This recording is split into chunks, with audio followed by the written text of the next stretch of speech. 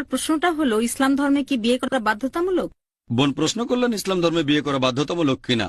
যদিও নিকার খুতবার সময় বলা হয় বিয়ে করা আমাদের নবীজির সুন্নত, তবে আল্লাহ তাআলা আমাদের আদেশ দিয়েছেন সূরা নিসার 4 নম্বর অধ্যায় 3 নম্বর আয়াত, তোমার পছন্দ মতো নারীকে বিয়ে করো। আর এটা ছাড়াও আমাদের নবীজি মুহাম্মদ সাল্লাল্লাহু আলাইহি ওয়াসাল্লাম বলেছেন, যে ইচ্ছে করে বিয়ে করেনি সে আমার দলে নয়। তাই আমার মত অনুযায়ী বিয়ে করাটা বাধ্যতামূলক।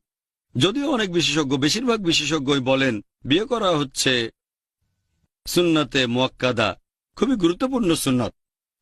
তবে আমার মত অনুযায়ী এটা ফরজ, যদি না এই ফরজ পালন না করার মতো যথেষ্ট কোনো কারণ থাকে।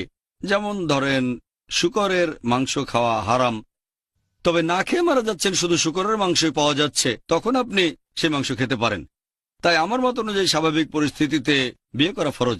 এটা প্রত্যেক পুরুষ এবং প্রত্যেক নারীর দায়িত্ব। আর আমাদের নবী মুহাম্মদ সাল্লাল্লাহু আলাইহি ওয়াসাল্লাম বলেছেন, এই হাদিসটা আছে সহিহ বুখারীতে 7 নম্বর খণ্ড, বুক অব নিকা 3 নম্বর অধ্যায়ের 4 নম্বর হাদিস। আমাদের নবীজি বলেছেন, যুবকেরা তোমাদের মধ্যে যাদের সামর্থ্য আছে তারা বিয়ে করো। তার মানে এটা নবীজির আদেশ। এছাড়াও সেই হাদিসটা, যারা ইচ্ছে করে বিয়ে করেনি তারা আমার দলে নয়, এগুলোর উপর ভিত্তি করে আমি মনে করি বিয়ে করা ফরজ। এটা প্রত্যেক পুরুষ এবং মহিলার জন্য ফরজ। আশা করি উত্তরটা পেয়েছেন।